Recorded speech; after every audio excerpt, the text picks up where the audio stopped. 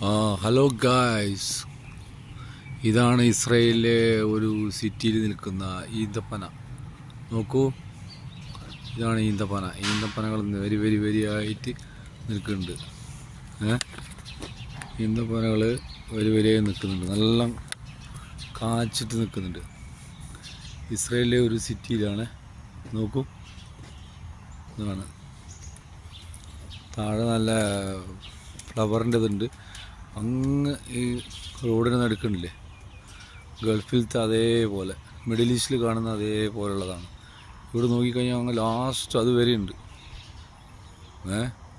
അതേവരെ ഉണ്ട്, പഴുത്ത് നിൽക്കുകയാണ്. ഇവിടെ ചൂട് കൂടിയ സമയമാണല്ലോ, 30-32 ഡിഗ്രി ചൂടുണ്ട്. അത് കാരണം അത് പഴുത്ത് നിൽക്കുന്നു. ഇതാണ്, കാണൂ.